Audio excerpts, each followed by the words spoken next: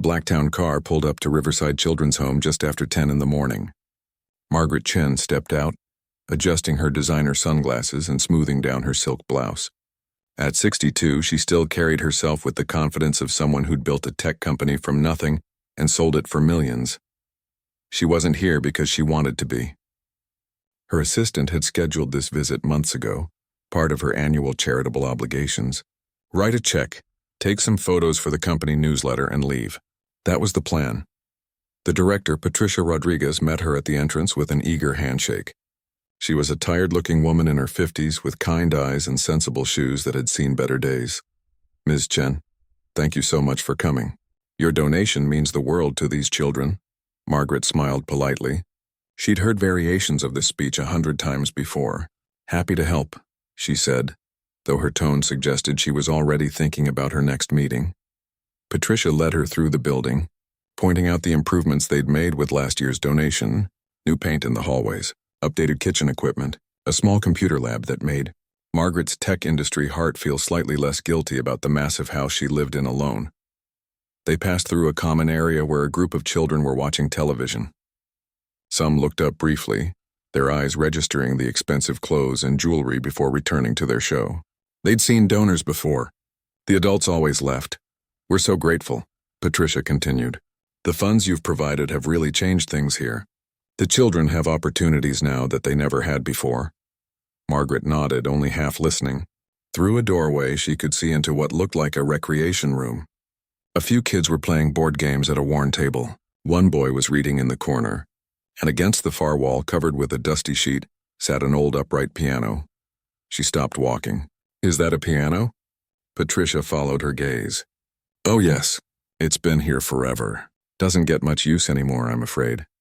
Something about the abandoned instrument bothered Margaret. Her late husband Robert had been a piano player. Not professionally, but he'd played beautifully.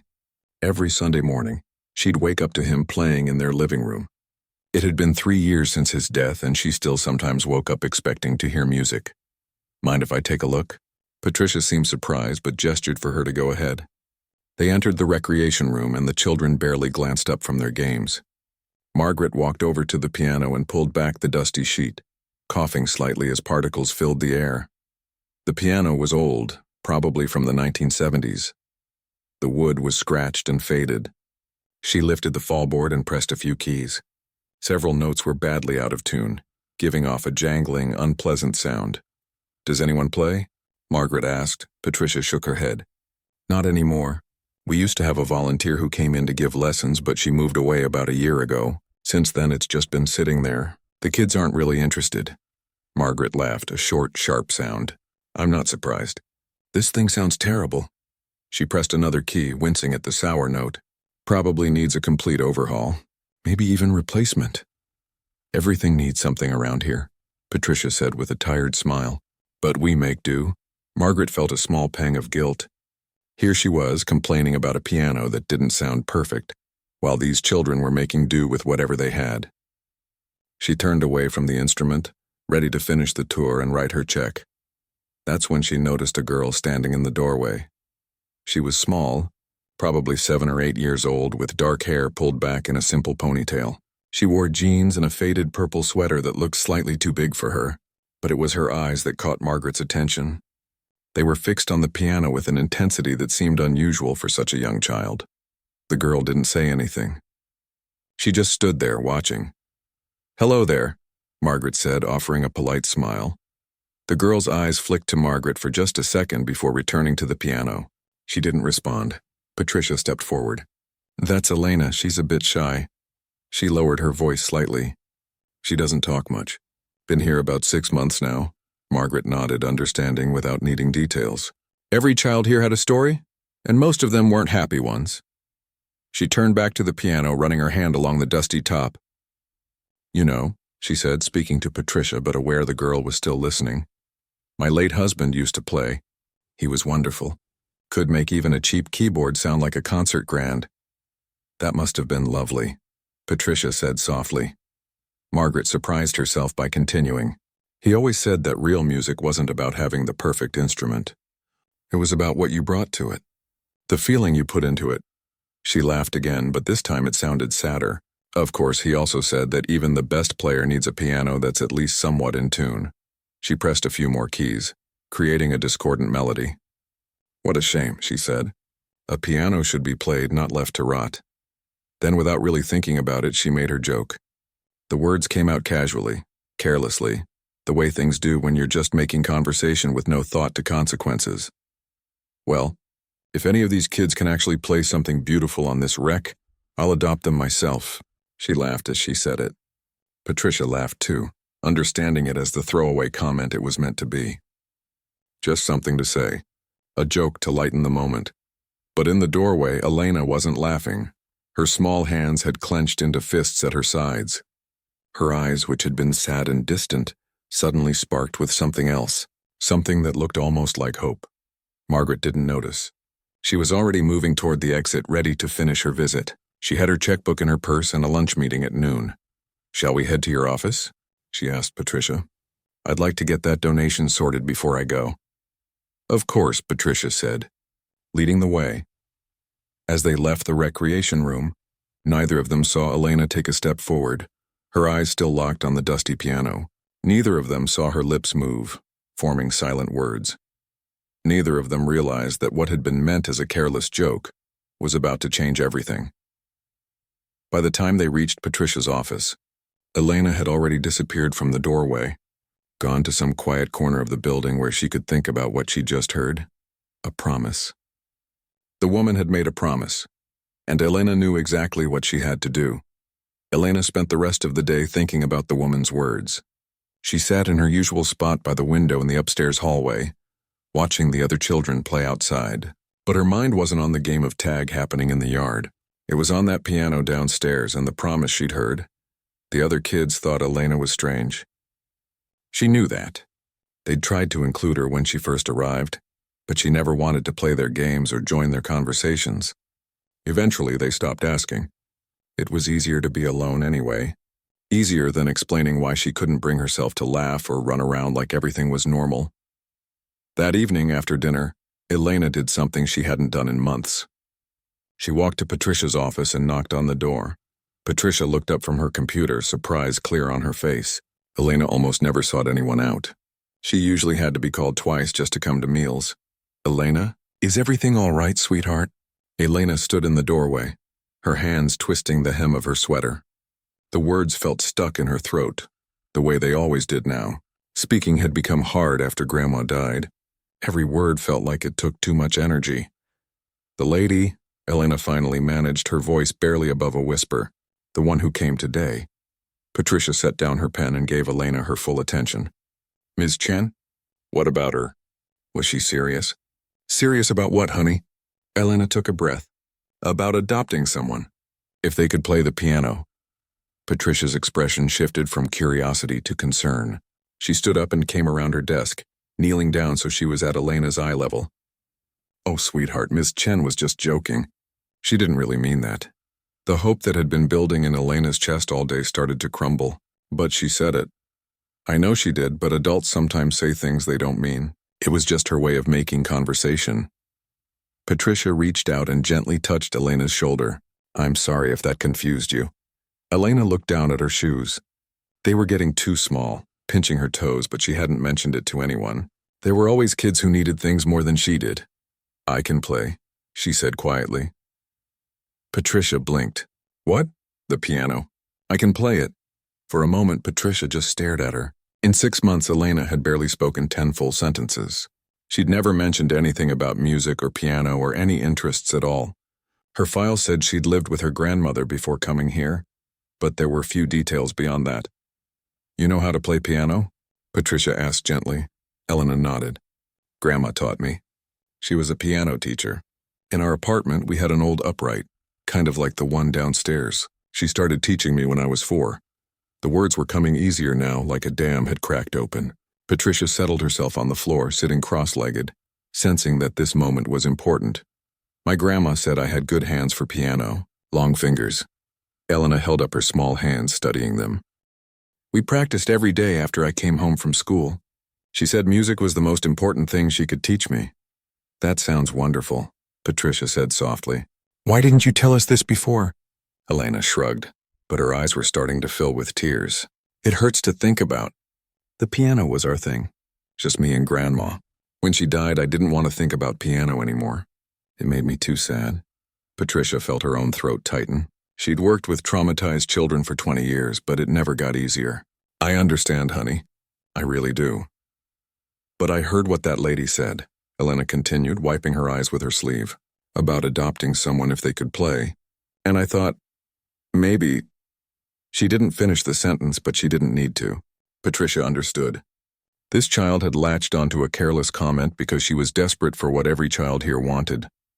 A home, a family, someone to belong to. Patricia was faced with a difficult choice. The kind thing would be to gently discourage Elena, to protect her from disappointment.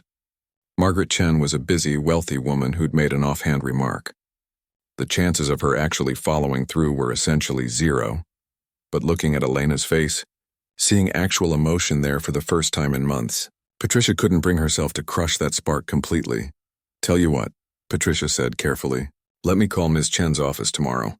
I'll leave a message and see if she'd be willing to come back and hear you play. But Elena, I need you to understand something. Even if she comes, even if she hears you play, that doesn't mean she'll adopt you. Sometimes adults say things without thinking them through. Can you understand that?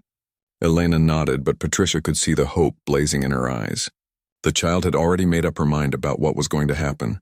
Okay, Patricia said, standing up and offering Elena her hand. It's past bedtime. Let's get you upstairs. As they walked through the quiet building, Elena spoke again. The piece Grandma taught me last was really hard. It's called a nocturne. That's a night song. She said the composer wrote it for people who feel things deeply. It sounds beautiful.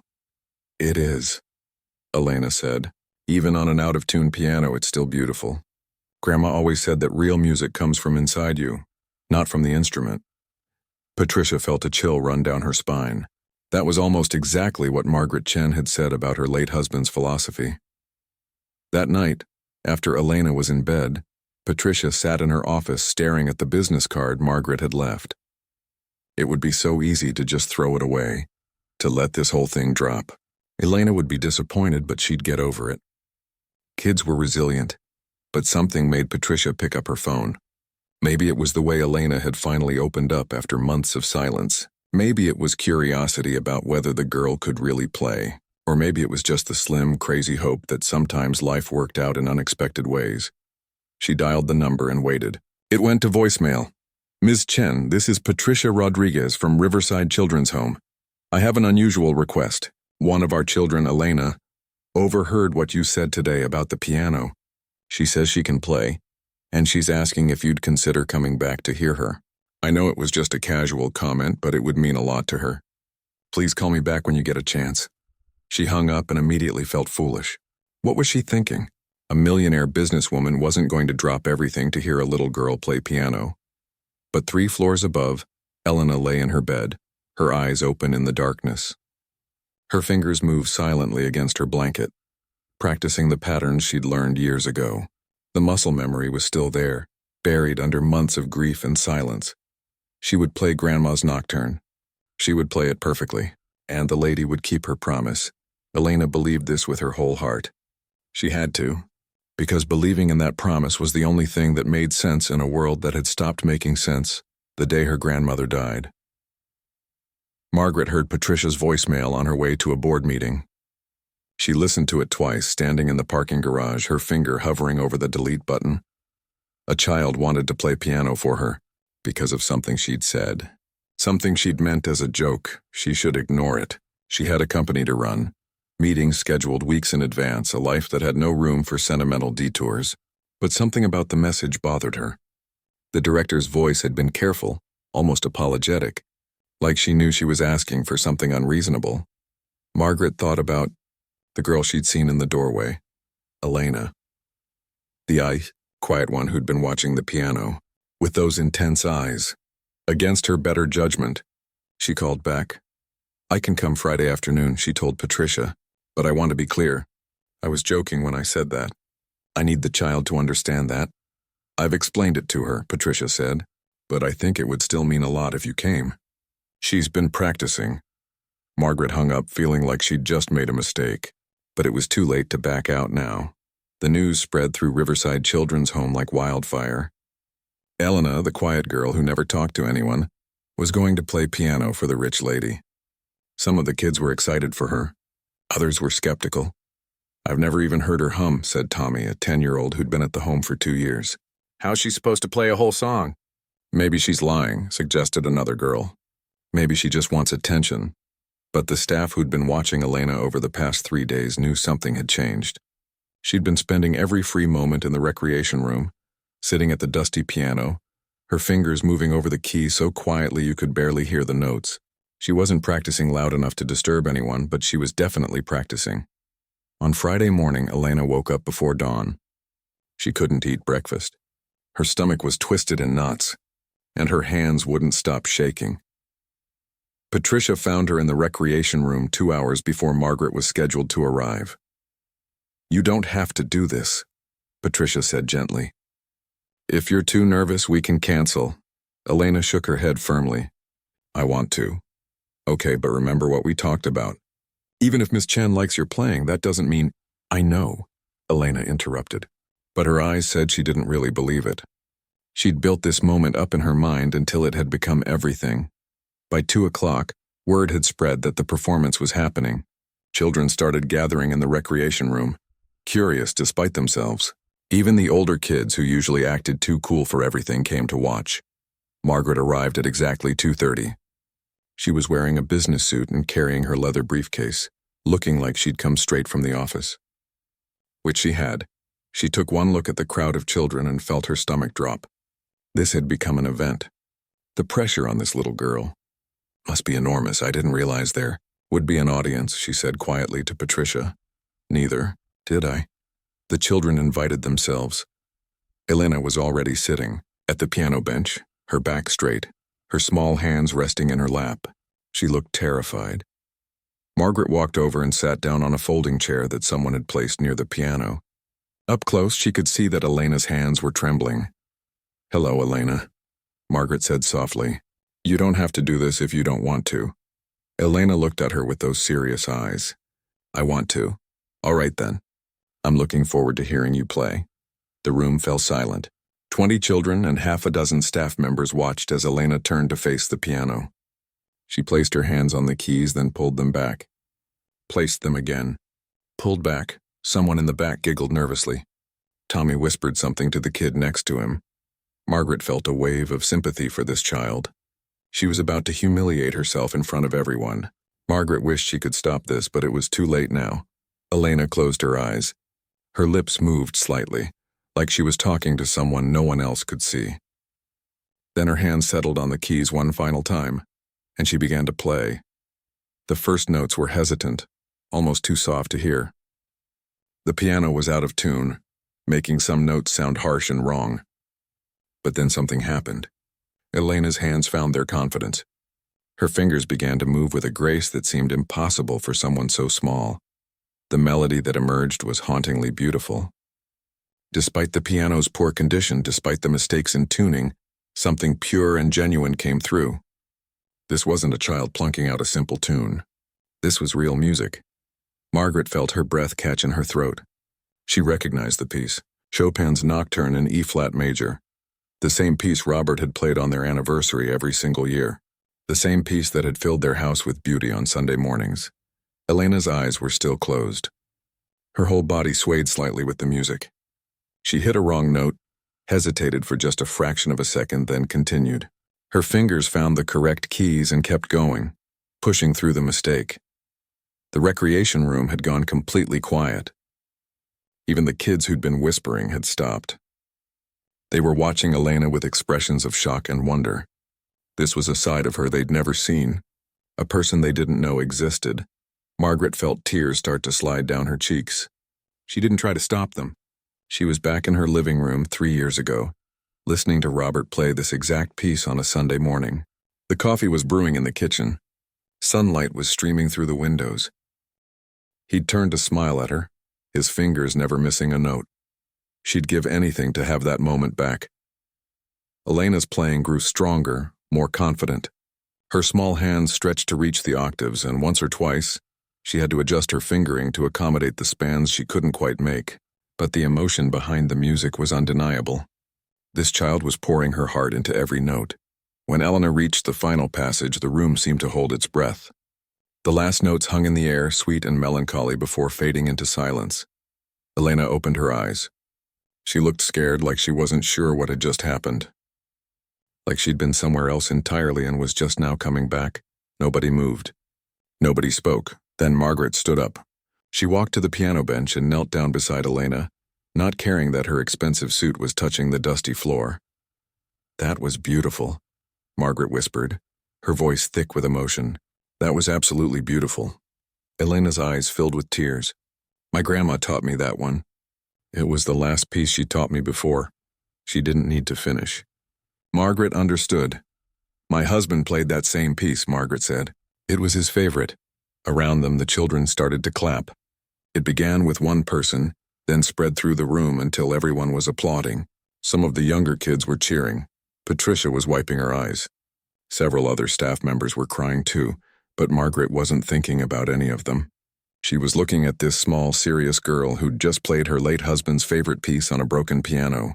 This child who'd taken a careless joke and turned it into something real. Margaret had come here prepared to let Elena down gently. To explain that her comment had been meaningless, that the world didn't work the way children hoped it did. But sitting there on the dusty floor, her hand resting gently on Elena's shoulder, Margaret felt something shift inside her chest. Something she hadn't felt in 3 long years. She felt like maybe, just maybe, life was offering her something unexpected. Something that scared her and intrigued her in equal measure. "We should talk," Margaret said quietly to Patricia, who was standing nearby. "About what happens next." Elena looked up at her with hope blazing so bright it was almost painful to see. And Margaret realized that she'd just stepped into something she couldn't walk away from. Not anymore. Margaret sat in her car for 20 minutes after leaving Riverside, her hands gripping the steering wheel. She hadn't started the engine. She couldn't seem to make herself drive away. What was she thinking? She was 62 years old. She ran a company. Her life was scheduled down to 15-minute intervals. She lived alone in a house with 6 bedrooms that she never used, and she liked it that way. Quiet, predictable, safe. Adopting a child would turn everything upside down. But she kept seeing Elena's face. The way her eyes had lit up when Margaret said they should talk. The way her small hands had created such beauty from that broken piano. Margaret finally started the car and drove home. She needed to think clearly, without emotion clouding her judgment. Her house felt emptier than usual that evening. She made herself dinner, ate alone at the kitchen table, and tried to work on some reports. But her mind kept wandering. Around 9 o'clock, her phone rang. It was her daughter, Jennifer. "Mom, I heard something crazy from Patricia Rodriguez. She's on the board of directors for one of my charities. She said you're thinking about adopting a child?" Margaret closed her laptop. "News travels fast. Is it true?" "I'm considering it." There was a long pause. "Mom, you're joking, right? Please tell me you're joking." "I'm not sure yet. I'm thinking about it seriously." Jennifer's voice rose. "You're 62 years old. Do you have any idea what you'd be taking on? School meetings, doctor appointments, teenage years." "Mom, this is insane." "I'm aware of my age, Jennifer." "Are you? Because it sounds like you're having some kind of midlife crisis. Or late-life crisis, whatever you want to call it." Jennifer took a breath. "Look, I know you've been lonely since Dad died. We all miss him. But adopting a random child isn't the answer." Margaret felt anger flash through her. "She's not a random child. Her name is Elena." "Fine, Elena. But Mom, you don't know anything about her. What if she has serious problems? What if she needs therapy or special care? What about your company? Your life?" "My company practically runs itself at this point. And my life is exactly the problem, Jennifer. It's empty. You have us. You have your grandchildren, who I see once a month for dinner because you're all too busy with your own lives. Which is fine. That's how it should be. But don't pretend like I'm surrounded by family." Another pause. When Jennifer spoke again, her voice was softer. "I'm sorry, Mom, I know we haven't been around enough. But this isn't the solution. You need to think about this rationally." After they hung up, Margaret felt exhausted. Jennifer meant well, but she didn't understand. How could she? She had her own family, her own purpose. She didn't know what it felt like to wake up every morning in a house full of memories and no future. The next day, Margaret's son called. then her business partner, then two friends who'd somehow heard about what was happening. Everyone had the same message. She was being impulsive. She was too old. She was making a mistake. By the end of the week, Margaret was starting to doubt herself. Maybe they were right. Maybe she was being foolish. But then Patricia called with an update. Elena had been asking about her every single day. Had Ms. Chen decided? When was she coming back? The hope in that child's voice was breaking Patricia's heart. "I don't want to pressure you," Patricia said carefully, "but I need to know what to tell her. She's already been through so much loss." Margaret made a decision. "I want to spend time with her before I commit to anything. Is that possible?" "Of course. We can arrange supervised visits." So Margaret started going to Riverside 3 times a week. At first, the visits were awkward. Elena was shy, uncertain how to act around this wealthy woman who might become her mother. Margaret wasn't much better, unsure how to talk to an 8-year-old, but the piano became their bridge. Margaret had it professionally tuned, which cost more than she'd expected but was worth it to see Elena's face light up when she heard the improved sound. They sat together on the piano bench, Elena teaching Margaret simple melodies while Margaret told stories about Robert and his music. "He would have loved hearing you play," Margaret said one afternoon. "Really?" Elena's face brightened. "Really. He always said that technique could be taught, but feeling came from the soul. You have both." Slowly, Elena began to open up. She talked about her grandmother, about the small apartment they'd shared, about how everything had fallen apart so quickly when her grandmother had a heart attack. "I was at school," Elena said quietly one day. "When I came home, the ambulance was already there. I didn't even get to say goodbye." Margaret's heart broke for this child. She reached out and took Elena's hand. "I'm so sorry. Do you think she'd be mad at me for wanting a new family?" "Oh, sweetheart, no. Your grandmother would want you to be happy. She'd want you to have people who love you." Elena looked up at her. "Like you?" The question hung in the air between them. Margaret realized that somewhere over the past few weeks something had changed. This wasn't just about keeping a promise anymore. She actually cared about this little girl. "Yes," Margaret said, "like me." That evening, Margaret went home and looked through photo albums she hadn't opened in years. Pictures of Jennifer and David when they were young. Family vacations. Birthday parties. All the chaos and joy that came with raising children. She'd loved those years. But they'd also been exhausting. Could she really do it again at her age? Her phone buzzed. It was a text from Patricia with a photo attached. Elena at the piano, her face concentrated as she practiced. Patricia had written, "She plays your husband's piece every day." Margaret stared at the photo for a long time. This serious little girl who'd already experienced so much loss, who'd taken a careless joke and turned it into hope, who played music like her soul depended on it. The next day, Margaret called her lawyer. "I want to start adoption proceedings," she said. "What do I need to do?" Her lawyer was quiet for a moment. "Margaret, are you sure about this?" "No," Margaret admitted. "I'm terrified, but I'm doing it anyway." The process was more complicated than she'd imagined. Background checks, home studies, financial reviews, social workers coming to inspect every corner of her house and her life. They asked endless questions about her age, her health, her plans for the future. "Do you understand that you'll be 70 when she's 18? One social worker asked. "I understand math, yes. And you're prepared for the challenges?" "Elena has experienced trauma. She'll need therapy, patience, time to adjust." "I'm prepared to give her whatever she needs," Margaret said firmly. Meanwhile, Elena waited. Patricia tried to keep her hopes realistic, but it was clear the girl had already made up her mind about what was going to happen. She'd chosen Margaret, and in Elena's mind, that was that. 2 months into the process, Margaret's company launched a major new product.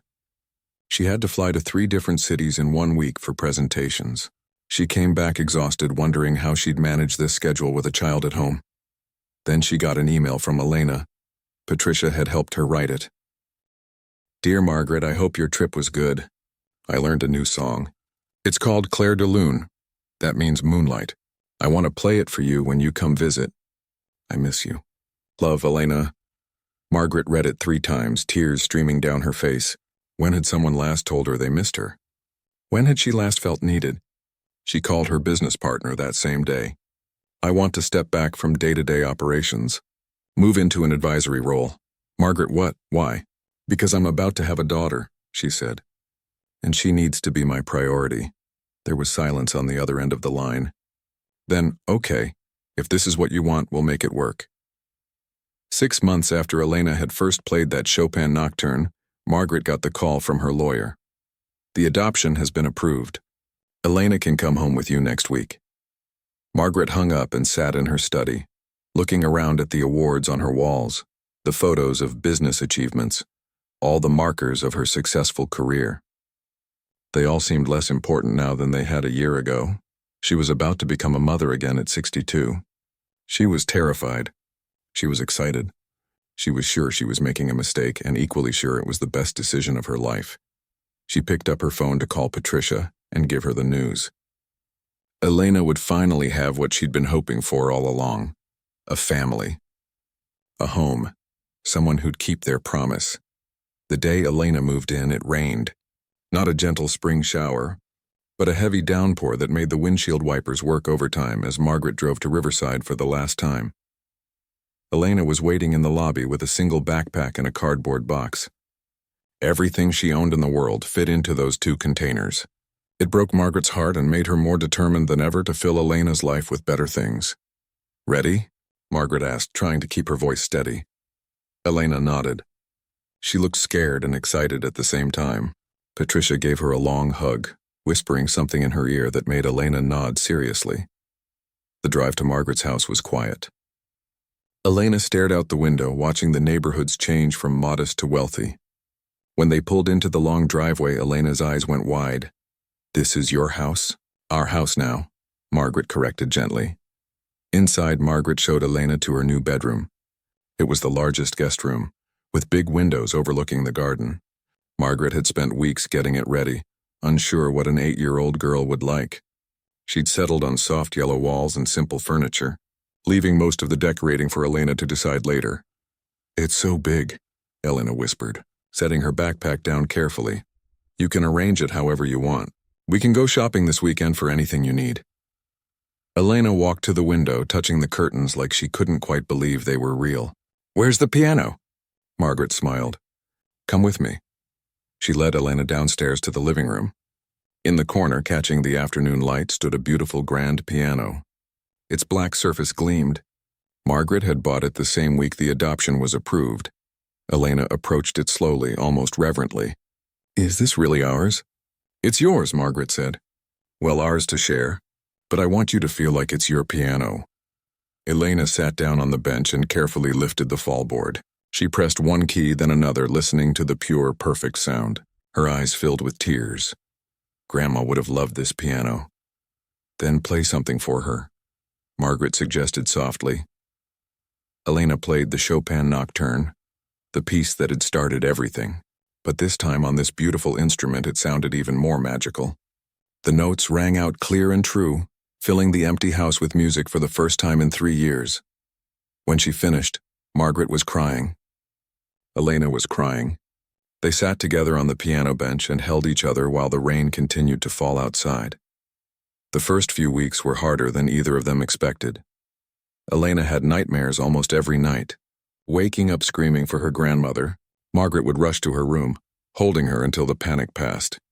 Some nights Elena ended up sleeping in Margaret's room, curled up on the other side of the big bed like a small frightened animal. School was another challenge. Margaret enrolled Elena in a good private school, but Elena struggled to make friends. She was behind in some subjects and too advanced in others. The other kids thought she was strange because she preferred to spend lunch period in the music room rather than on the playground. "Give it time," the school counselor advised. "She's been through a lot of changes." Margaret tried to be patient, but she was exhausted. Running a company, even in an advisory role while raising a traumatized 8-year-old, was harder than anything she'd ever done. She started going to therapy herself, just to have someone to talk to about her fears and frustrations. "Some days I wonder if I made a terrible mistake," she admitted to her therapist. "I'm too old for this. I don't know what I'm doing." "But you keep showing up," the therapist pointed out. "That's what matters." Jennifer remained skeptical but tried to be supportive. She came for dinner once a week, bringing her own kids. Elena was shy around them at first, but gradually started to warm up. Margaret's grandson, who was 10, taught Elena how to play video games. It was the first time Margaret heard Elena really laugh. David, Margaret's son, took longer to come around. But one evening he stopped by unexpectedly and found Elena teaching Margaret a new piano piece. They were laughing at Margaret's mistakes, Elena patiently showing her the correct fingering. David watched from the doorway and later told Margaret, "She's good for you, Mom, I can see it." 3 months in, Elena's teacher called with concerns. Elena had gotten into a fight with another girl who'd made fun of her for not having a real mother. Margaret picked Elena up from school and found her sitting in the principal's office, arms crossed, face red and tear-stained. "She said you were just pretending to be my mom," Elena said fiercely in the car. "She said you only adopted me because you felt sorry for me." Margaret pulled over to the side of the road and turned to face Elena. "Is that what you think?"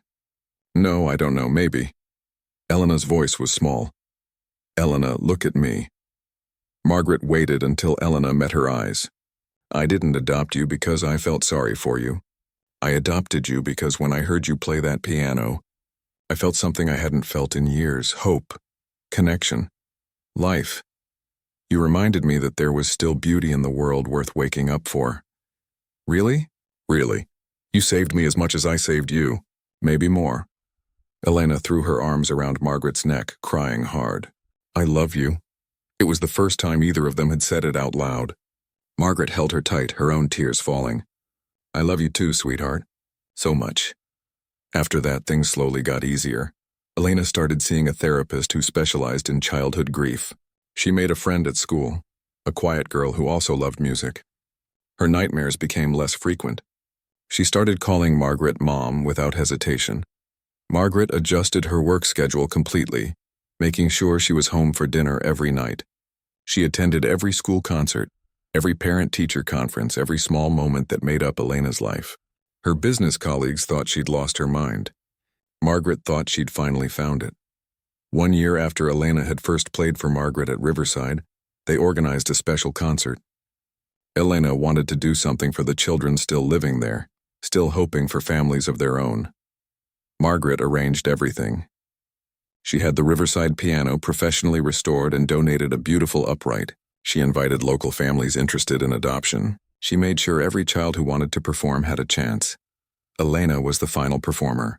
She was 9 now, taller and more confident than she'd been a year ago.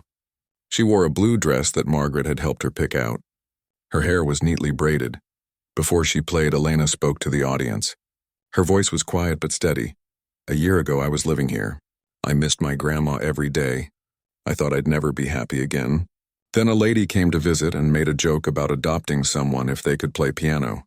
She didn't mean it as a promise, but I decided to take it as one anyway." She looked at Margaret, who was sitting in the front row. "My mom taught me that sometimes you have to believe in things even when they seem impossible. You have to hope even when hope seems silly, because sometimes if you're brave enough to try, jokes become promises, and promises become family." Elena turned to the piano and played the Chopin Nocturne one more time, but she didn't play it sad and lonely like she had a year ago. This time it sounded like gratitude, like joy, like a girl who'd found her way home. When she finished, the audience stood and applauded. The children from Riverside cheered loudest of all. They understood what this meant. That maybe, just maybe, their own impossible hopes could come true too. Margaret was crying again, but this time they were happy tears. She thought about that day a year ago, when she'd walked into Riverside planning to write a check and leave.